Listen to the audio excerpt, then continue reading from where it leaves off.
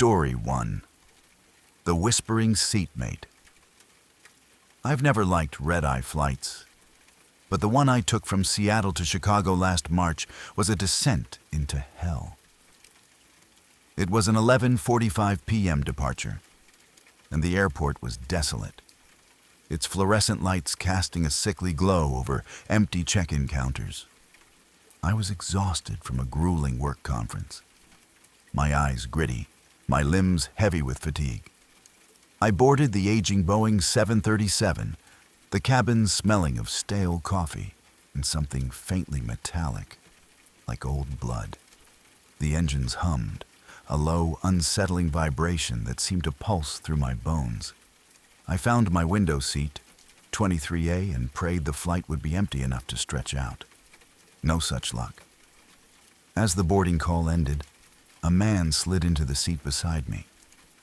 He was unnaturally thin, his gray hoodie pulled low, obscuring his face.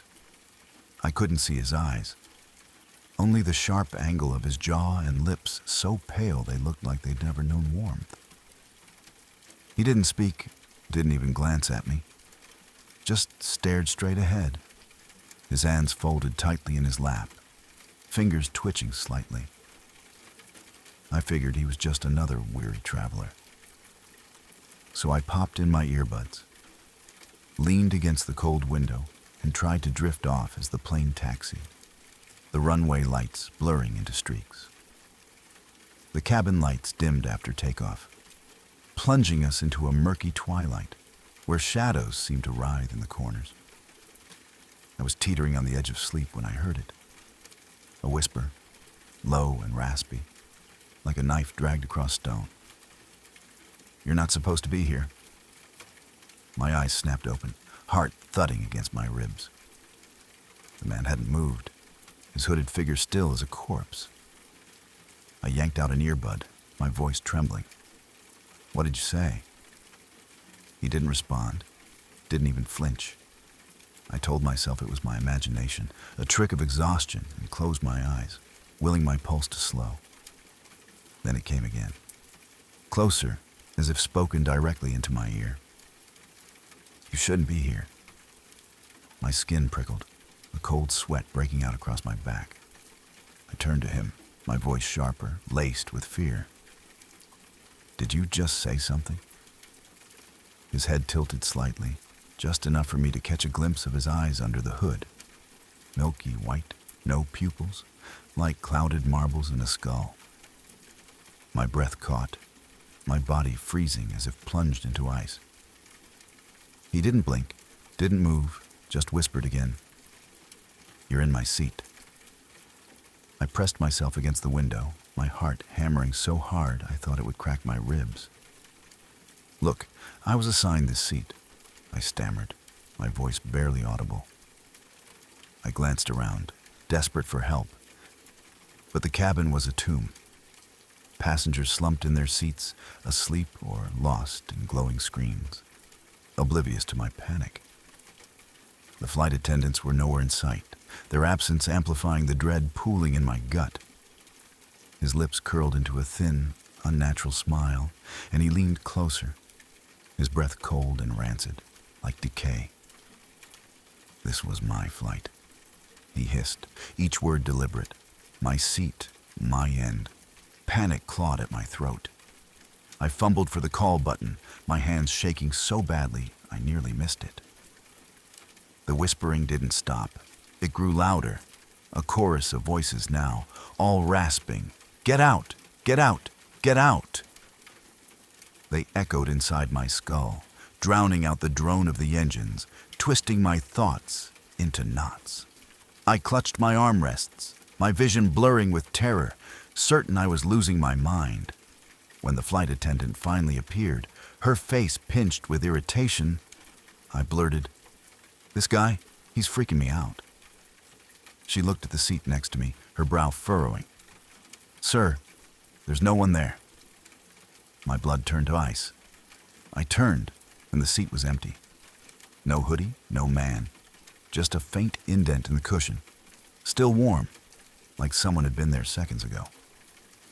I swear, he was right there, I said, my voice cracking, sounding unhinged even to myself. The attendant stared, skeptical, offering to move me to another seat. I refused, gripped by a primal fear that moving would make it worse, that he'd follow me. For the rest of the flight, I sat rigid, staring at that empty seat, waiting for those milky eyes to reappear. Every creak of the plane, every flicker of the overhead lights, sent a jolt of adrenaline through me. The air felt heavy, oppressive, like it was alive, pressing against my skin. Shadows danced in my peripheral vision, vanishing when I looked directly in the cold spot where his breath had touched my cheek, burned like a brand. I tried to rationalize it. Sleep deprivation, stress, a hallucination. But the whispering lingered, faint but relentless, even when I plugged my ears. I didn't sleep, didn't move, paralyzed by the certainty that he was still there, invisible, his presence a weight on my chest. The flight stretched into an eternity, each minute a battle against the urge to scream. When the captain announced our descent, I gripped the armrests, half expecting him to materialize as the plane touched down. He didn't, but the relief was fleeting. When we landed, I grabbed my bag and bolted, my skin crawling as I pushed through the groggy crowd. At baggage claim, I overheard 2 ground crew members talking about a crash years ago, a red-eye on the same route, same airline, same time. They said the plane went down over Lake Michigan, no survivors, the wreckage lost to the depths. My stomach churned, bile rising in my throat. I looked it up later, hands trembling as I scrolled through archived articles. There was a crash, just as they described, the details eerily identical to my flight. I haven't flown since. The thought of boarding another plane makes my chest tighten, my breath catch. At night, when the world is quiet, I hear that whisper, "You're in my seat." It's faint, but it's there. A constant reminder that he's still out there, waiting. I don't know what he was. Ghost, demon, or something worse, but I know he wasn't human. And I'm terrified that one day I'll close my eyes and see those milky eyes staring back, claiming what's his.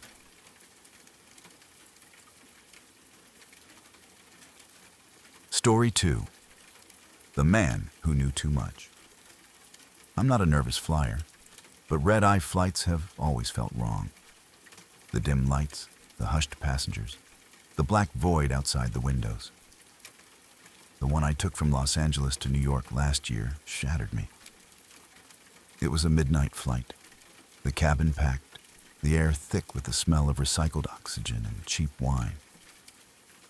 I was in 17C, an aisle seat, heading to a make-or-break job interview. My nerves were frayed from weeks of preparation, and all I wanted was to sleep through the 6-hour flight, to escape the pressure for a few hours. As I stowed my carry-on, a man in a wrinkled suit sat down in 17B, the middle seat. He was middle-aged, with thinning hair and a nervous twitch in his hands, his fingers tapping an erratic rhythm on his knee. His eyes darted around the cabin, like he was expecting an ambush. I tried to ignore him, scrolling through my phone, but he leaned toward me before the plane even taxied. "You ever think about how vulnerable we are up here?" he asked, his voice low, urgent, almost conspiratorial. I forced a tight smile, muttering something about flying being statistically safe, hoping he'd take the hint. He didn't. 6 hours, he said, tapping his watch, his fingers trembling, sweat beading on his pale forehead. 6 hours where no one can help you. No police, no escape. Just you and whoever's on this plane. His gaze flicked to the other passengers, lingering too long, and I noticed his tie was loose, stained. like he'd been wearing it for days. I shifted uncomfortably, wishing I'd packed headphones. "I'm just trying to sleep, man," I said, turning away. But his voice followed me, insistent. "I know things about people on this flight, things they don't want anyone to know." My stomach twisted, a cold knot forming. He was probably just unhinged, but the certainty in his voice, the way his eyes gleamed, made my skin crawl. "Like what?" I asked, against every instinct screaming to shut him out. He leaned closer, his breath sour and hot, his voice dropping to a whisper. "The woman in 12A?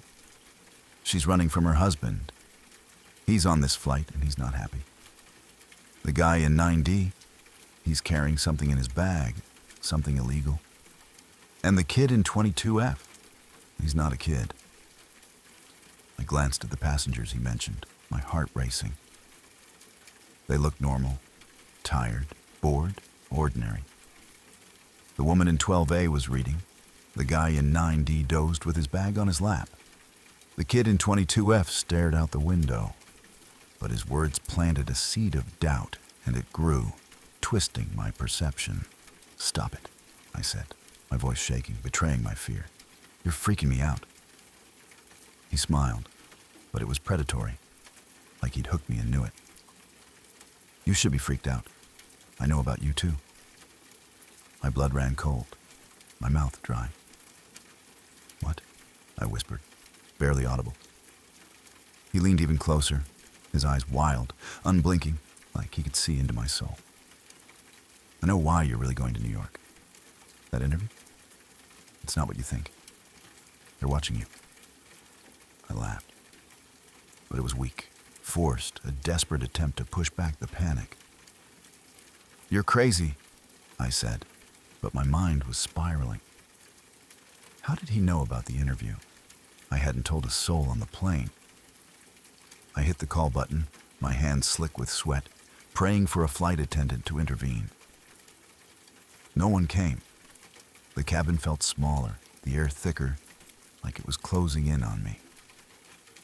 Every passenger seemed suspicious now. The woman in 12A glanced back, her eyes nervous. The guy in 9D shifted, clutching his bag tighter. The kid in 22F turned, his gaze locking onto mine, his expression too knowing, too old. Was I imagining it? Or were they all watching me? The man kept muttering, his voice a relentless drone, listing more secrets. "The flight attendant in the galley? She's hiding a breakdown, popped pills before takeoff. The man in 5B? He's not going to New York. He's following someone."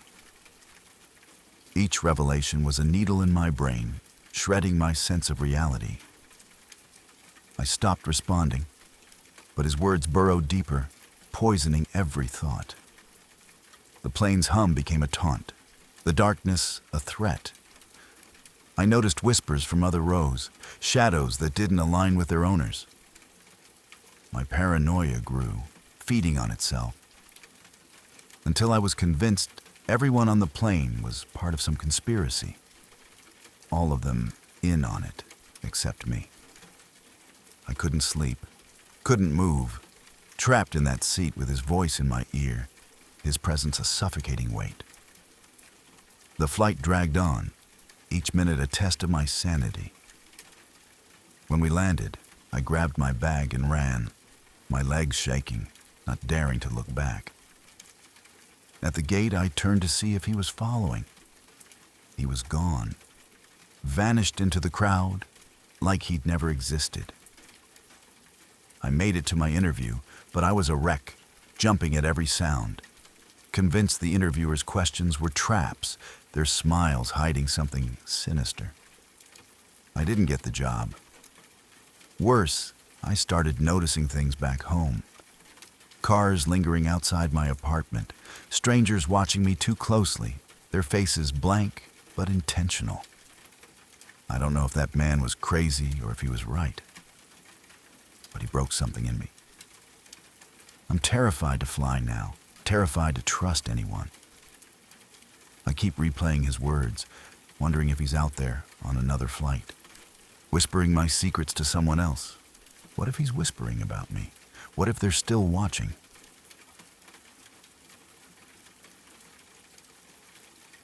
Story 3. The Stowaway. I've flown countless red-eyes, but the one from Dallas to Boston last summer was a nightmare I can't escape. It was a 1 a.m. flight, the kind where everyone's half dead, dragging themselves through the motions. The plane was old, its seats worn, the air heavy with a metallic tang that clung to the back of my throat. I was in 14D, an aisle seat, trying to stay awake to finish work emails on my laptop. The cabin was quiet, just the low drone of the engines and the occasional rustle of a blanket or muffled cough. Most passengers were asleep, their faces ghostly in the dim overhead lights. The cabin a cocoon of uneasy stillness. About an hour into the flight, I noticed something off. The overhead bin above row 15 kept creaking, a rhythmic sound like something was shifting inside. I figured it was turbulence, but the plane was steady, the seatbelt sign off. The noise came again, sharper, like a scrape against metal. My heart skipped a beat, a prickle of unease running down my spine. I leaned into the aisle, craning my neck to see. The bin was closed, but the latch looked loose, rattling faintly. I told myself it was just luggage, poorly packed, but my gut churned, urging me to pay attention. I tried to focus on my emails, but the creaking grew louder, more insistent, joined by a soft thump, heavy and deliberate, like something or someone had moved. My pulse quickened, my fingers hovering over my keyboard. I glanced around, but no one else seemed to notice, their heads lolling in sleep or buried in books.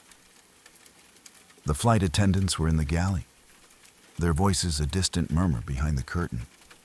Another thump, louder, and my nerves snapped. I hit the call button, my hands clammy, my eyes locked on that bin, half expecting it to burst open.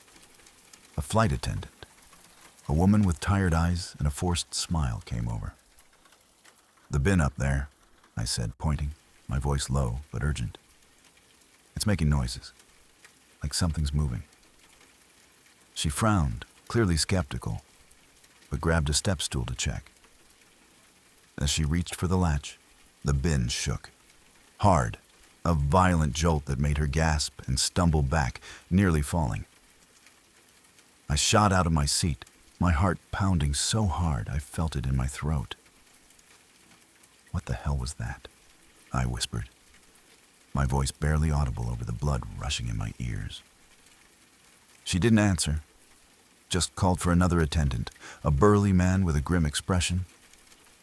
He opened the bin cautiously, his hand steady but tense, as if bracing for a fight.